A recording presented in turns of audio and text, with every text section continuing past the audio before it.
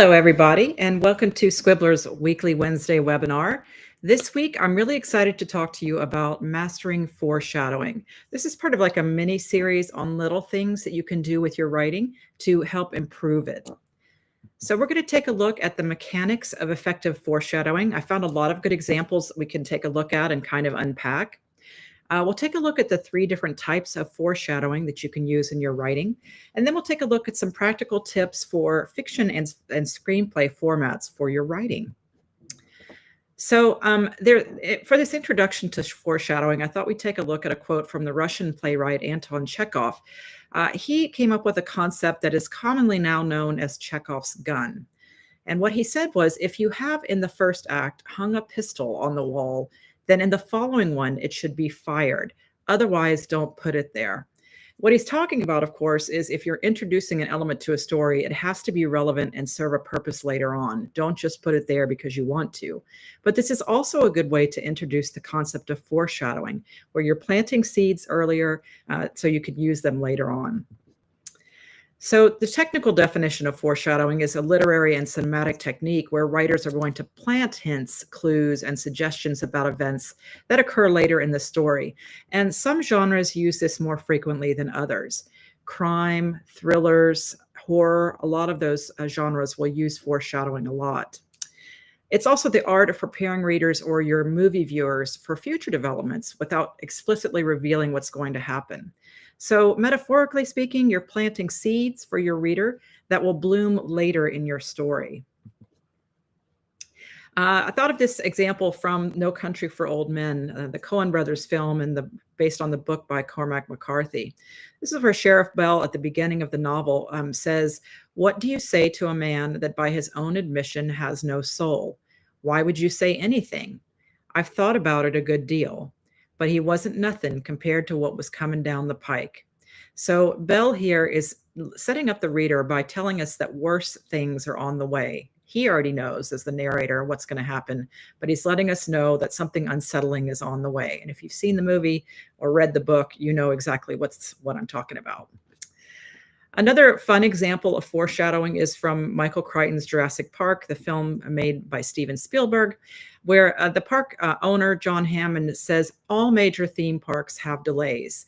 When they opened Disneyland in 1956, nothing worked.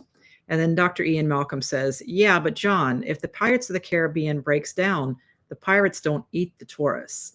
So this is really good foreshadowing of what's going to happen. As you see in the image here, the dinosaurs are going to break loose. Things are not going to work at all the way that they should. So how does foreshadowing work? There is some brain activity and psychology involved in this process, and it kind of explains why it's so useful for readers and moviegoers. The human brain is a pattern recognition machine. We're constantly looking for connections and sequences and meaning in everything that we encounter. Foreshadowing taps into this, and that's why it's effective. It can directly draw into this fundamental cognitive process. Our minds are wired to detect patterns, and that's part of that is a survival mechanism. So things that we look for as humans are cause and effect relationships. We're looking for what leads to what. We look for recurring things, what keeps showing up and why. We look for things that are anomalies that don't fit in established patterns, what sticks out.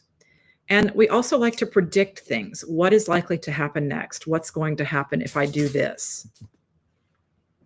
So foreshadowing is going to create cognitive tension. So when you plant a hint for your reader or for your moviegoer, the reader's brains register it potentially as significant, even if they don't really know why. Their brains do make a note of it. This creates low-level tension that keeps them engaged. It also establishes those pattern recognitions that we're wired as humans to look for. So repeated elements or themes train readers to expect certain outcomes. So, for example, if a character repeatedly mentions their fear of water, readers just naturally anticipate that this is going to become relevant in the movie or in the book that you're writing. Foreshadowing also rewards pattern completion. So when foreshadowed events occur and the readers or the viewers recognize it, they do experience a neurochemical award in the form of a dopamine release for successfully recognizing the pattern. It gives us satisfaction and pleasure that we recognize these things. It also involves the aha moment, and those are moments of insight. There is this unconscious processing where readers absorb hints without fully recognizing their significance. We do this pattern matching when the payoff occurs. Our brains will rapidly connect it to earlier elements, and then we'll try to go back and make sense of it with this new information. There's also this sudden comprehension of good foreshadowing, that, oh man, I should have seen that coming feeling, which is literally the brain recognizing a completed pattern. So it does involve some behavioral categories from readers and viewers as well. Pattern recognition and foreshadowing do demand active participation. Readers or viewers have to be active participants. They can't just be passive consumers. So they're mentally working alongside the story. And if they're invested in it, they are all in. It does also help with investment building. The more patterns that readers or viewers detect or that they think they detect, the more invested they're going to become in seeing how things unfold. We're naturally human. As humans, we're naturally curious. We want to see why these things that we're observing are happening. Foreshadowing also reinforces memory. Elements that fit those patterns are better remembered. So that makes the plot points more impactful when we do see that they're going to pay off in a film or a book. So foreshadowing also surprises readers and viewers with logic. Readers and movie viewers, they want two contradictory things. They want to be surprised by unexpected developments, but they also want to feel that everything is logical and makes sense and that the outcome is inevitable. So that's a really fine line as a writer to have to bridge. But the art is going to lie in creating events that feel both shocking and also inevitable. This means that the instances that you include of foreshadowing should have a logical progression. So some ways that you can begin to develop your logical progression is through cause and effect chains. Every major event in your plot should flow naturally from what came before. And with your character development. So even if readers don't see the connection immediately, by the time they finished reading your book or the time they finished viewing your movie, they should be able to put these parts together and recognize the cause and effect connection. There needs to be character consistency. Surprising actions that a character does should still align with established character traits. It should be believable. We should believe it. We should kind of follow their motivations and their psychology. We don't have to be psychologists for this. We just have to have a belief in what their actions are, that they are credible. You also want to make sure that you're following established rules. The story world should operate by consistent internal logic. So if you're going to use foreshadowing as surprise, it should work within these established parameters and not break them. There are 3 different types of foreshadowing. We're going to take a look and then some examples of each one of these. You have direct foreshadowing, which is explicit hints and predictions. You have indirect foreshadowing. This is more symbolic and atmospheric. It can have thematic hints. And then you also have false foreshadowing. This is when a writer will use misdirection and red herrings intentionally. So I thought this first example we'd take a look at with direct foreshadowing would be really helpful. And this is from the novel of Mice and Men by John Steinbeck. Early in the novel, Candy's old dog is shot by Carlson because it's considered a burden. The dog is old, it's sick, it can't hunt, it can barely stand. But Candy later regrets that he is not the one that has put down his dog. He feels like that's an act of love and he should have shot the dog himself. This scene is going to directly foreshadow what happens at the conclusion of the novel, where George is going to shoot Lenny. The parallel is quite obvious here. Both George and Candy have to put down a beloved but troubled companion who's in misery before others can do it more harshly. Steinbeck even has Candy say, "I ought to have shot that dog myself." And that directly predicts George's final decision to personally end Lenny's life rather than let the lynch mob capture him. An example from film is from 2006, The Departed. And in an early scene here, Sergeant Dingham, who's played by Mark Wahlberg, warns the undercover cops in training, "When you're facing a loaded gun, what's the difference between you and me? You cock the gun."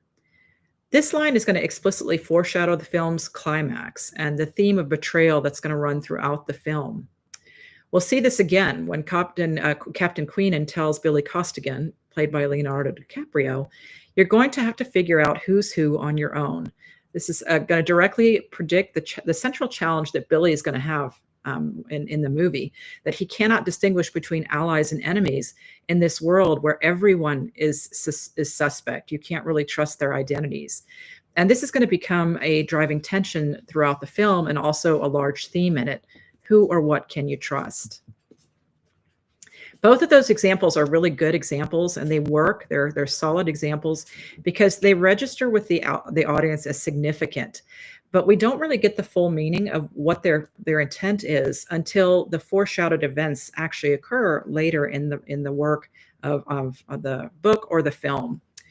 These predictions are then going to feel natural because their contexts feel normal. They feel realistic rather than forced or artificial. And the payoff is our recognition that there were clues all along about what was going to happen. So our minds made register of them, but we didn't fully understand them until the payoff.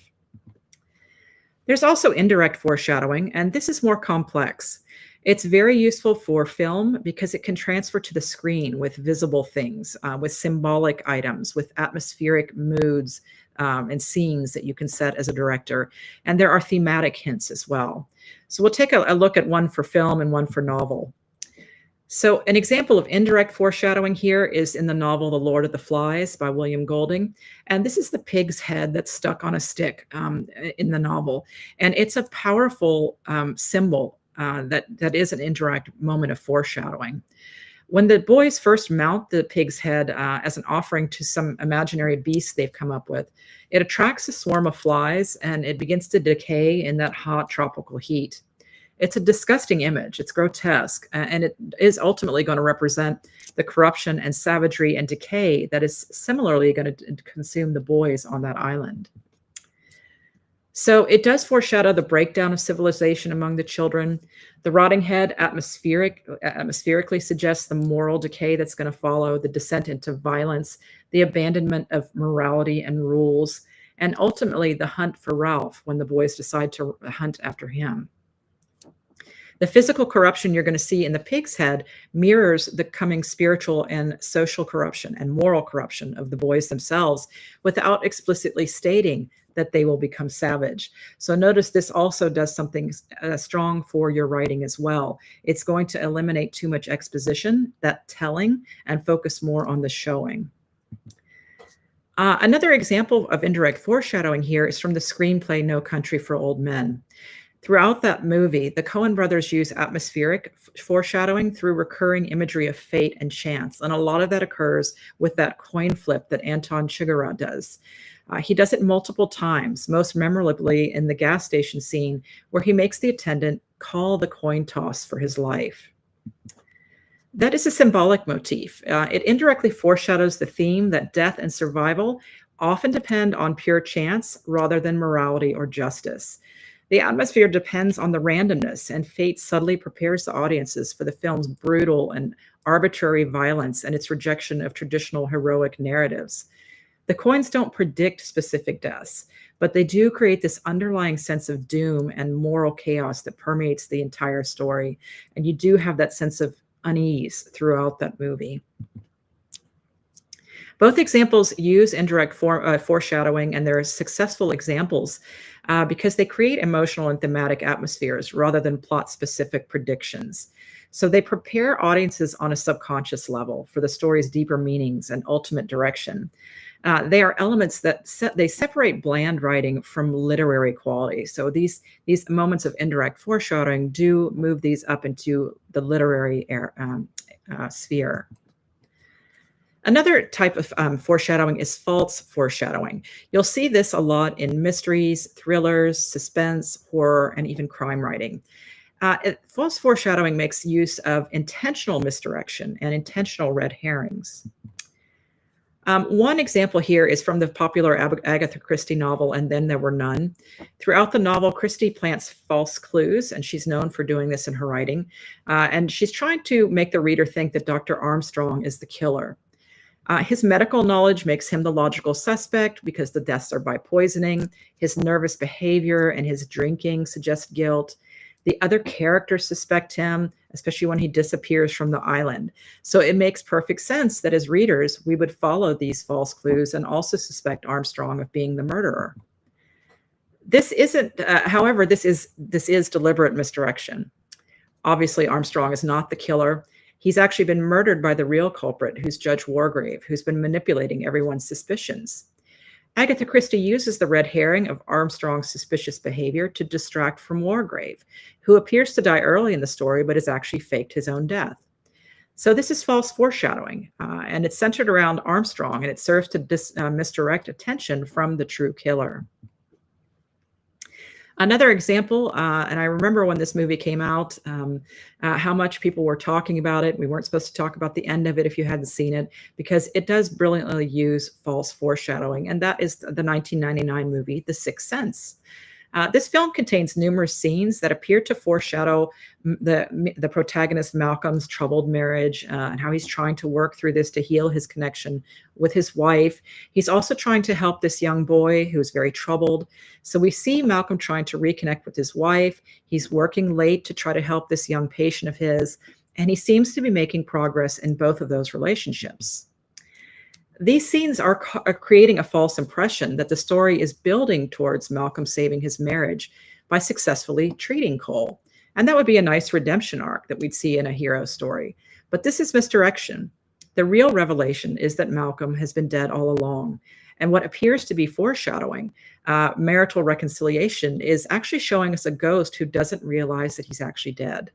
The relationship problems are not marital issues as we thought as viewers, but the supernatural barrier between the living and the dead. He can't connect with her because he's not alive. Both examples use false foreshadowing to create legitimate expectations for viewers and readers. They do serve the story's misdirection, and they make the true revelations more surprising while still playing fair with the audience. I remember that I was really eager to rewatch The Sixth Sense after I realized what had happened. I wanted to go back and look for all those instances where I had ignored what the truth was in that story because of the foreshadowing. So both novels and screenplays can make use of dialogue. That is one foreshadowing technique, especially dialogue that covers double meaning. So characters may be saying more than they realize, or you might have a character saying something that seems like an offhand comment that gains significance later. An example of this, again, is from The Sixth Sense. And this is when Malcolm sits down in the restaurant with his wife, Anna, for their anniversary dinner, and she ignores him. And he says, "I'm sorry I'm late. I got caught up at work." She doesn't acknowledge him at all. So he continues talking. He thinks she's angry with him. And he says, "I know you're mad. You have every right to be mad." So as viewers, the first time we're watching this, we also believe that that's what is happening here. We're watching a crumbling relationship. Another technique that you can use is through environmental details and objects. One of those is Chekhov's gun principle. If you have an object that you're showing early on, if it's on the screen, there should be a reason to have it there. Weather, settings, and props can also be really good foreshadowing narrative tools. One good example of this is from 1994's The Crow. When we have a character say, "It can't rain all the time." That movie is moody and rainy throughout. It's very dark. The gloom permeates the entire movie. And indeed, the outcome is just not a very pleasant one for the protagonist. Another example here with an object is from Shaun of the Dead from 2004. In this film, early in the film, there's a cricket bat hanging prominently on the wall of Shaun's flat. It's just part of his room's decoration, so you ignore it at first. It's a casual detail that establishes it's a British setting, and it's Shaun's background. He's interested in this game. But when the zombie apocalypse happens, that same cricket bat becomes Shaun's primary weapon throughout the film, and he uses it to survive. Another technique you can use is through character pattern behaviors. You can have small actions that a character performs that hint at larger character arcs, or you can have established habits that later become broken or tested and can change that character. So an example here is from The Devil Wears Prada. If you watch this movie again, you'll notice that Andy consistently ignores or dismisses calls from her boyfriend and her friends when her boss Miranda demands her attention. She's eager to prove herself at her new job, and she wants to please Miranda. But this pattern keeps intensifying throughout the film. Andy begins prioritizing work calls over her personal life and her personal calls. She checks her phone obsessively. And then she ends up missing important real life events, personal events, because she's handling Miranda's demands. The climax comes when Andy finally chooses to ignore Miranda's call and throw her phone into a fountain in Paris. And this is going to symbolically break the pattern that has been consuming her life. So the director and the writer of the novel have both been spreading these little strategies throughout to show you, give you some clues that something is going to happen with these phone calls. Something that's important with foreshadowing techniques to keep in mind is the fair play principle. Audiences should theoretically be able to figure out surprises with the information you're providing, even if it's difficult. So, for example, we should be able to figure out that Malcolm is dead in The Sixth Sense because all the necessary clues are present in the story. No crucial information is completely withheld from the audience. The character actions align with their established psychology, and the solution doesn't rely on just a coincidence or a surprise deus ex machina. It's believable. So some examples, of course, here of using these techniques to successfully is The Sixth Sense. This twist is shocking, yet every scene makes perfect sense when viewed with new knowledge. All the rules were established early. We just interpreted them completely differently. With the novel and the film Gone Girl, Amy's true nature is surprising when we learn what she's doing, but it's consistent with the subtle behavioral clues that are planted in her characterization throughout the first half of the book and the movie as well. So here are some things to avoid doing. These are foreshadowing failures. You don't want to just have a random twist. Surprises that come out of nowhere with no logical basis or foreshadowing. That will feel cheap and unsatisfying. So in an example like The Sixth Sense, if we couldn't go back and rewatch the movie and see where we missed things, and then there's just this really big twist at the end, that wouldn't be fair to the reader or the movie viewer. It has to make sense, and it should have logical basis. You can't betray your characters either. When characters act completely contrary to their established nature, just for shock value, your readers or your viewers are just not going to buy it.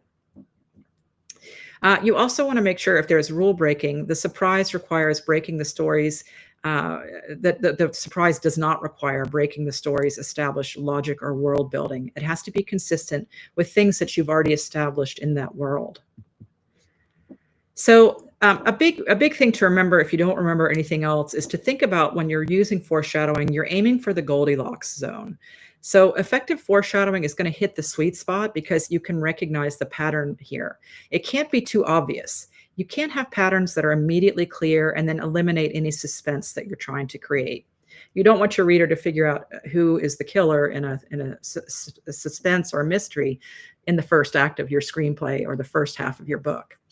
You want to make sure that your foreshadowing is also not too subtle. It can't be where your readers are not seeing any patterns, where they can't find any clues. They need to have a gratifying engagement and a payoff at the end of reading your book or watching your film. You want to aim for just right. The patterns are present, but they do require some mental work to detect.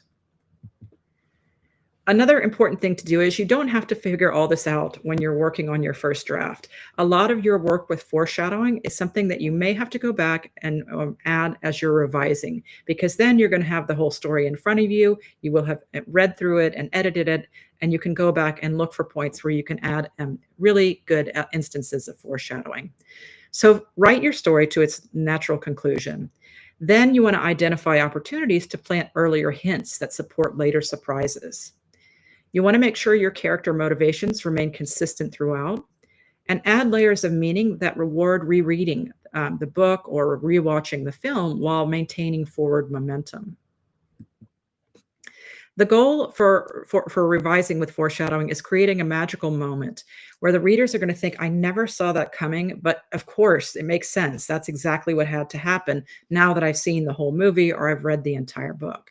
And that's why the best foreshadowing works with multiple viewings or multiple readings. There are new patterns to discover. You're keeping the experience fresh for your reader and rewarding the brain's pattern-seeking behavior. So just for fun, if you want to see something, a recent movie that does use good instances of indirect and misdirected foreshadowing. Check out either of the Knives Out movies if you haven't watched them yet. They're a lot of fun. You can watch for instances of foreshadowing as you're watching the films. And then at the end, after you've completed watching it, you can try to figure out, did you figure it out with these clues? Did they misdirect you? You could even make a list of things, as you're watching, for things that you think are foreshadowing elements, and then compare it to what you've learned by the time you finish the movie. When we post this webinar to the resources library on our Discord server, we will have an exclusive packet to help you work on your own foreshadowing with character, with thematic, with scenes, and so forth. So you can check us out on Discord and then find this packet and this webinar, if you need to watch it again, in the resources library on Discord. So we did take a look at some mechanics of effective foreshadowing and some really good examples of how that is used by professional writers. We looked at the 3 types of foreshadowing that we can engage with in our own writing, and we looked at some techniques and examples for fiction and for screenplay formatting. Thank you, as always, for joining us. We love having you here. Best of luck on your own writing journeys, and reach out to us on Discord if you have any questions. Bye, everybody. Have a great day or evening, depending on where you are.